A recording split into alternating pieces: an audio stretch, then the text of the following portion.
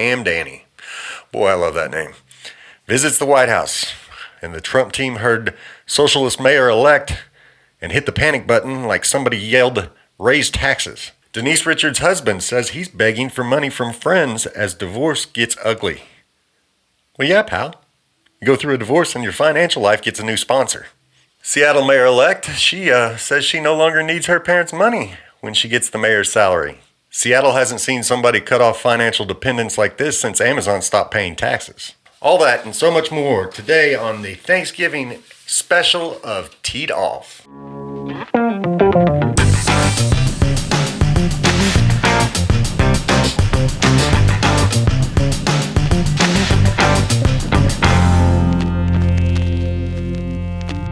Hey there, folks. Happy Thanksgiving. Happy Thanksgiving. This is the Thanksgiving holiday special of Teed Off. Coming to you with no filter, no fluff, and what? You got it. No political affiliations. Thanksgiving is a holiday that really started in the New England area. Whenever the Pilgrims came, they tried to hit Virginia. They didn't get there, and that was in 1620. About half of them died over the first winter, and then in 1621, the Wampanoag Indians, they decided, hey man, these guys can't take care of themselves, I guess. They came and said, hey, we're going to have a little alliance. We're going to teach you guys how to hunt and fish and cultivate the land, because these poor pilgrims, they didn't know anything about that. This was 1621, and that's the famous feast that we equate with the beginning of Thanksgiving. The Pilgrims, they were so grateful for it that I guess, a couple centuries later, they decided to repay the Indians with blankets laced with smallpox. But anyway, it's a good holiday, and it's always good to be thankful, and I'm thankful for my family, my friends. I'm thankful for you, the viewers of this podcast. Thankful for a lot of things. All right, before we dive into the madness, let's check in with you guys, the brave souls who comment on this show. This is a new segue I'm going to start doing with Teed Off, where we get into the comment of the week.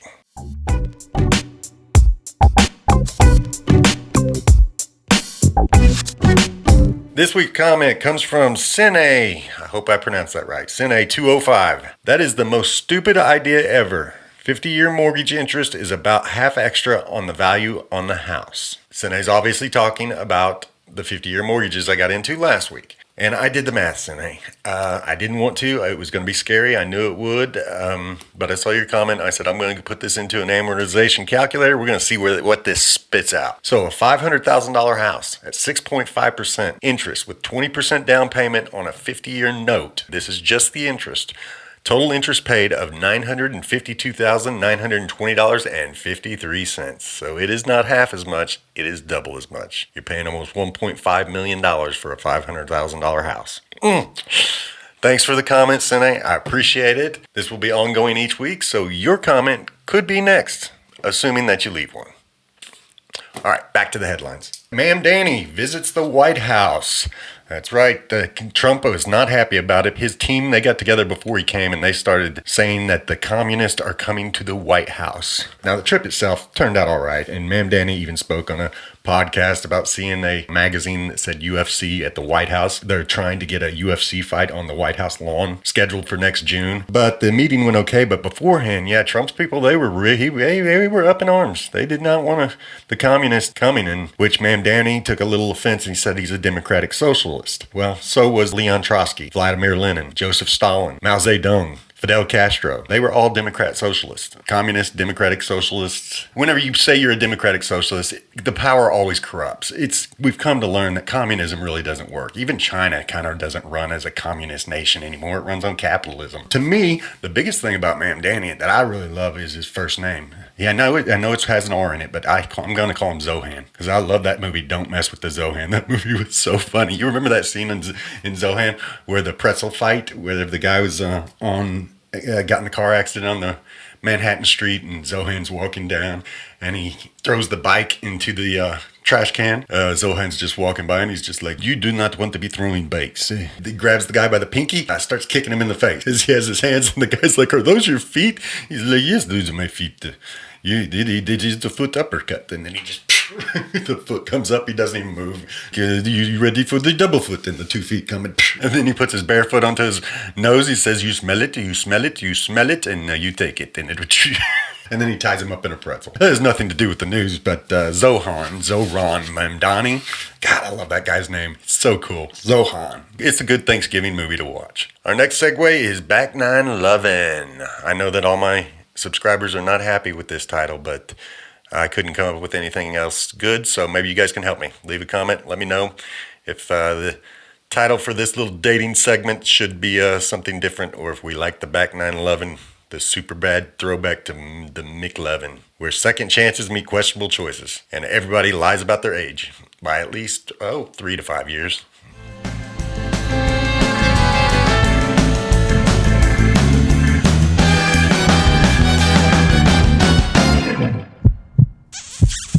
Yes, welcome to the Back Nine Loving, where dating after 40 isn't scary. It is just ordering off of a menu where everything comes with emotional baggage. The latest dating trend right now, you ask?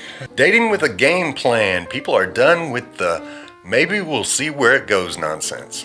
Folks our age still have 2 working knees, but they only have Saturday night free.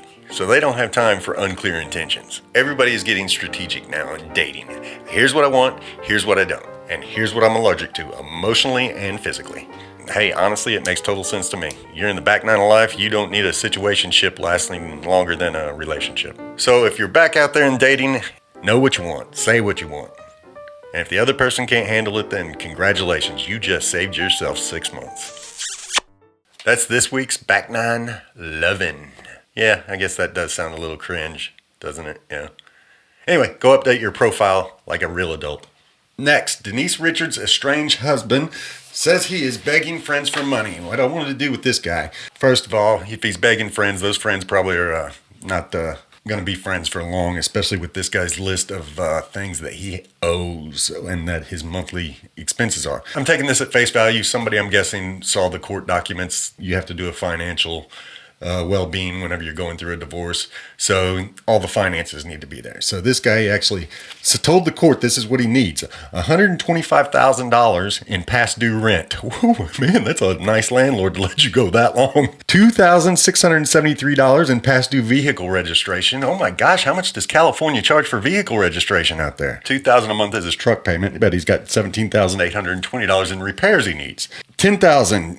$90 past due HOA fees. I didn't realize that you have to pay HOA fees if you're renting. I thought it'd just be factored into the rent.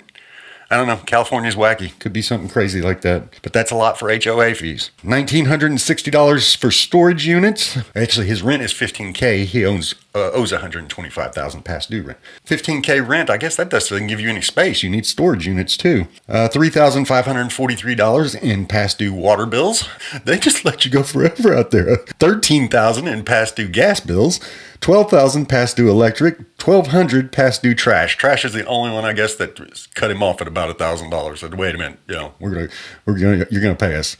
And then $150,000 in legal costs. Quite a bulk of money that he thinks he is entitled to from this Denise Richards, who has her OnlyFans site. And this guy said, he's like, I run the OnlyFans site. But hey, she's the draw, bud. Sorry. But his monthly expenses too, $12K for food and other expenses. That's a lot of food. He can't be having a 2-story house. He'll fall through if he's eating that much food. $2K truck payment, $15K rent, $380 a month truck insurance, $360 for fire and water fees. I guess it's just water. I don't know. $193 in internet, $300 in cell phone. So this guy thinks that he's going to continue to live large. Well, sorry, pal. I hate to tell you, I've been through a divorce. It's not going to happen. You're not going to get that sort of stuff. But I guess you shoot for the sky whenever it comes to these sort of things and see what you get in the end.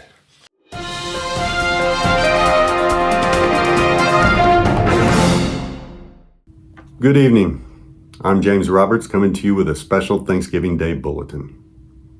On this cool November morning in 1957, while most Americans were home basting their birds, scientists at Cape Canaveral were cooking up something of their own.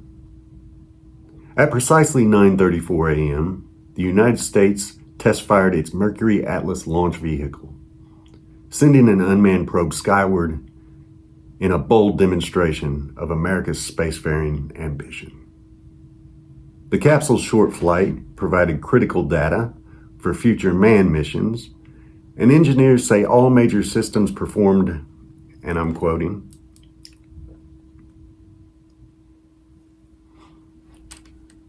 within expectations. By golly, Americans can gather around their table tonight, knowing that America's reach is just a little closer to the heavens.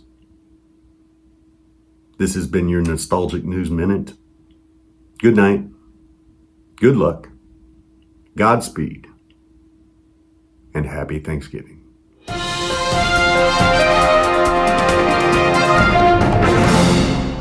Next, Seattle mayor-elect says she no longer needs parents' money with new mayor's salary. I was thinking of different ways I wanted to get into this. I don't really mind that people take money from their parents. Whenever it comes down to it, hey, the generations before us stole a lot of our wealth, and we're stealing a lot of future generations' wealth. So yes, you should get a little bit back every now and again, because it was your wealth that they took in the first place. I realize that some people might argue with me on that, but it's the truth. It's the way it happens. I was going to go at that angle. I was like, no, I don't want to do that. It did take too long. I got too much to get into.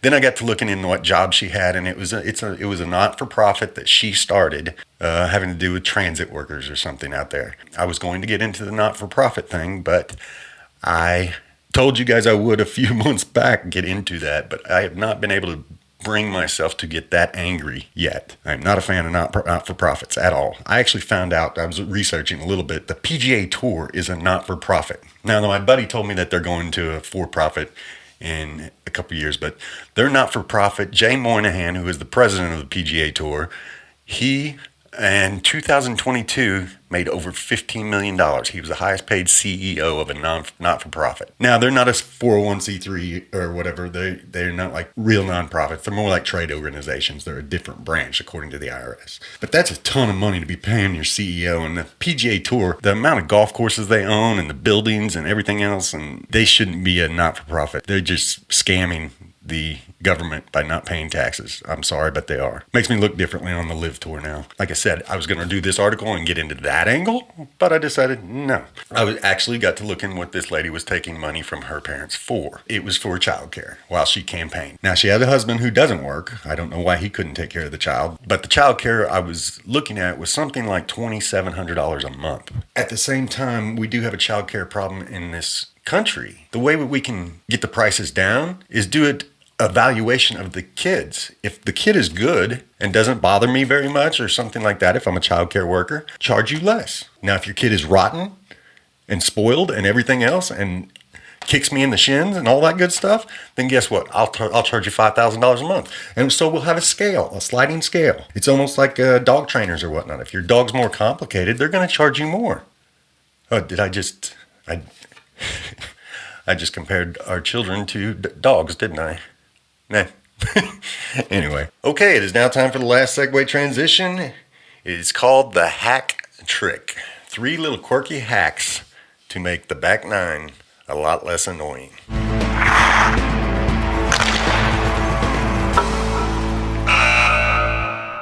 Hack trick number 1. If you want to remember something important, put it in your shoe. Not in your phone, in your shoe. Nobody forgets something that is literally stabbing them in the arch. Hack trick number 2. If somebody is talking to you in the grocery store and won't let you get away, just tell them, I'll let you get back to it. It sounds polite, and it's basically the adult version of saying that I'm not going to spend the next half hour of my life in Walmart talking to you. Hack trick number 3. If you can't find your phone, your wallet, your keys, whatever, look into the place you've already looked 3 times. That's where you'll always find it. For me, it's usually in my pocket. That's this week's hack trick. Use them, forget them, or pretend like you made them up on your own. I won't tell.